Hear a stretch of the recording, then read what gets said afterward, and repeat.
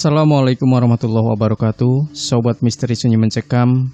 Kali ini sebuah kisah misteri yang bercerita tentang arwah Mbak Santi yang gentayangan mengganggu warga dan hampir semua warga kampung diganggunya.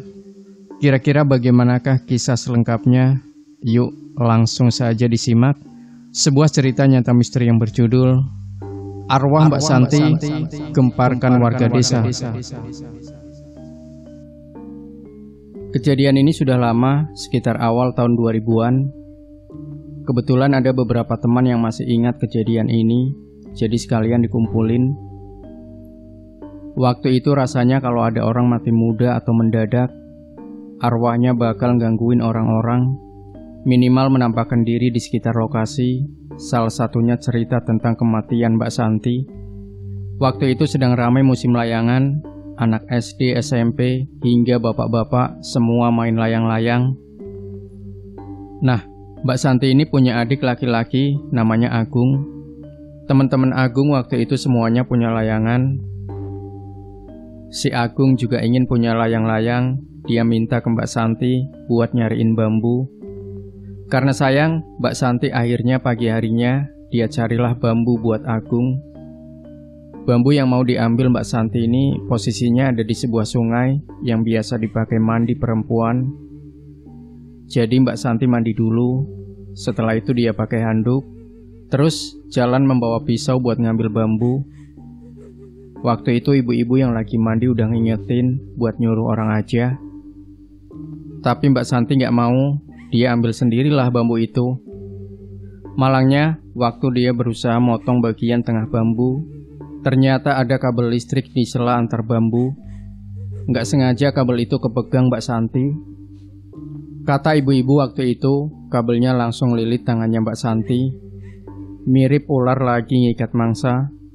Mbak Santi langsung kejang-kejang dan jatuh. Ibu-ibu hanya bisa teriak. Tidak lama kemudian, ada bapak-bapak datang langsung matiin aliran kabel. Tapi sayangnya, nyawa Mbak Santi tidak ketolong. Lokasi sungai ini cuma 20 meter dari puskesmas. Mbak Santi sempat kelihatan melek, seperti ekspresi orang baru bangun tidur, waktu dibawa warga ke dalam puskesmas. Tapi, baru 5 menit direbahin di ranjang perawatan, Mbak Santi meninggal dunia. Waktu itu saya sendiri sempat melihat kondisi Mbak Santi. Maklum orang desa, kalau ada kejadian, rebutan jadi penonton. Tidak sampai 10 menit setelah meninggal, badan Mbak Santi yang awalnya normal berubah jadi hangus, mirip korban kebakaran.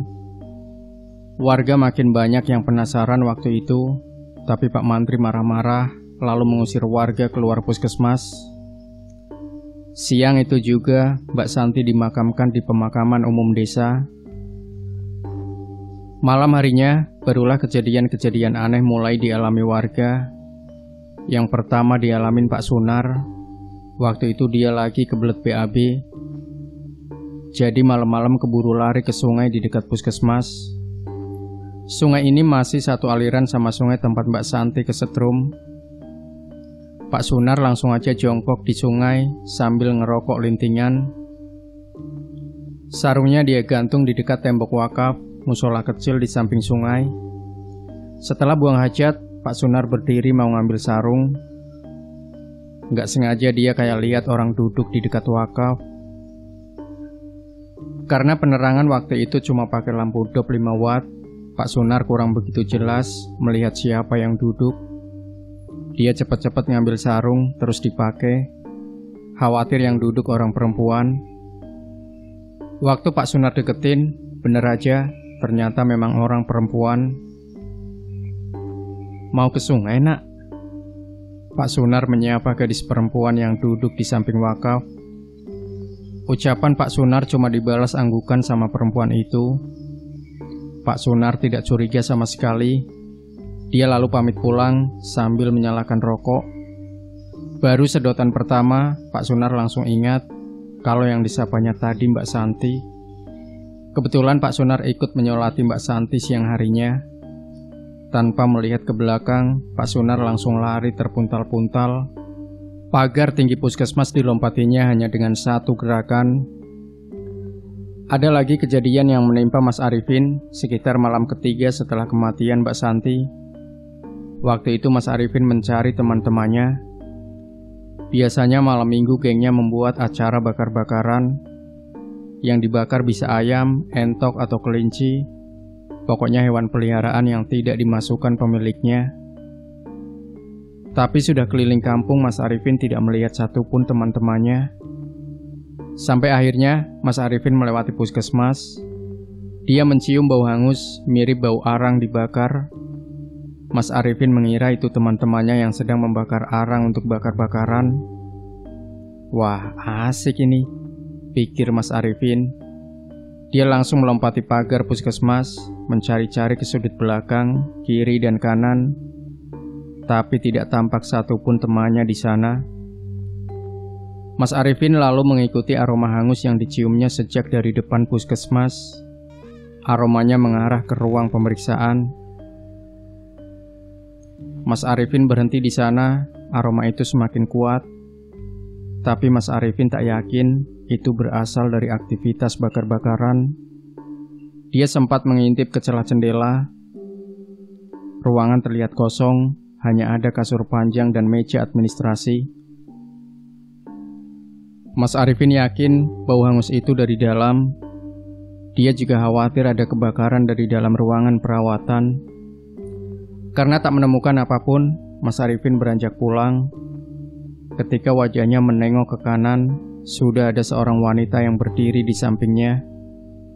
Tubuhnya hangus dengan bagian-bagian yang merekah berwarna merah. Hanya matanya yang terlihat putih besar, melotot ke arah Mas Arifin. Mas Arifin berteriak-teriak sambil berlari. Pagar besi yang terkunci sempat ditabraknya sampai rusak engselnya. Salah satu perawat yang ikut menangani Mbak Santi waktu itu juga mengalami kejadian horor. Kalau sore hari sebelum puskesmas tutup, dia sempat melihat ada seorang wanita yang duduk di kursi antrian. Kebetulan Mbak perawat jadi orang terakhir yang pulang dari puskesmas. Mbak perawat sempat menegur perempuan yang duduk sendirian itu, tapi wanita itu tidak menjawab. Hanya duduk saja sambil menunduk. Mbak perawat juga merasa aneh karena melihat wanita itu cuma menggunakan kain jari yang menutupi bagian tengah tubuhnya. Karena tak merespon, Mbak perawat berniat memanggil Pak Gonto. Kebetulan Pak Gonto ini pagersari kebun di sekolah puskesmas. Waktu Mbak perawat mau keluar dari pintu puskesmas, ada suara yang meneriaki telinganya. Sudah, pulang sana. Mbak perawat melihat ke belakang, tapi tidak ada apa-apa. Baru selangkah mengeluarkan kaki, di depan pintu sudah ada perempuan tadi, tapi dengan tubuh hangus dan masih memakai jari. Mbak perawat itu langsung lemas dan pingsan di dekat pintu. Klimaks dari kejadian ini berakhir tepat di malam ketujuh. Kali ini Pak Gonto yang mengalaminya. Selain jadi magersari kebun, sebulan sekali Pak Gonto diminta ikut membersihkan puskesmas. Karena sejak pagi sibuk di kebun, Pak Gonto baru mulai bersih-bersih setelah maghrib. Sekitar pukul 10 malam, semua pekerjaannya baru beres. Mulai dari mencabuti rumput di pavingan parkiran, sampai menyapu tiap ruangan. Ketika akan mengunci pintu ruang tunggu, Pak Gonto bertemu dengan sosok Mbak Santi. Dia duduk terdiam di kursi sambil menatap ke kamar perawatan. Pak Gonto yang sejak kecil sering diajak ayahnya bertemu dengan bangsa lelembut membuatnya tidak takut sama sekali.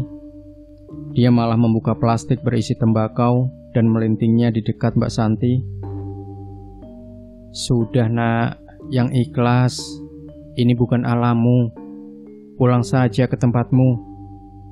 Pak Gonto menasihati sosok Mbak Santi yang masih termenung.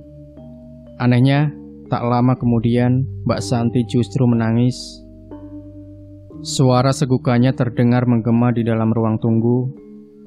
Kepala sosok Mbak Santi lalu menunduk. Kasihan orang tuamu, malu mendengar anaknya gentayangan terus. Pak Gonto melanjutkan ucapannya sambil menghembuskan asap. Tangis sosok Mbak Santi terdengar semakin menggema. Dia lalu berdiri dan berjalan ke arah ruang perawatan. Sosok itu lalu menghilang ke dalam gelapnya ruang itu. Saya pamit, Pak. Suara Mbak Santi sesaat setelah sosoknya menghilang. Pak Gonto mengangguk lalu beranjak dari duduknya. Ditutupnya pintu puskesmas sambil berdoa agar arwah Mbak Santi tenang. Setelah kejadian itu, tak ada lagi orang-orang yang melihat sosok Mbak Santi di sekitar puskesmas. Ada memang yang bercerita sempat melihat wanita melambaikan tangan di dekat puskesmas, tapi tidak ada yang bisa memastikan itu Mbak Santi atau bukan. Demikian Sobat Misteri Sunyi Mencekam. Jangan lupa berikan komentar Anda, like, share video ini, subscribe channel Sunyi Mencekam, dan nantikan terus cerita-cerita terbaru dari kami. Wassalamualaikum warahmatullahi wabarakatuh.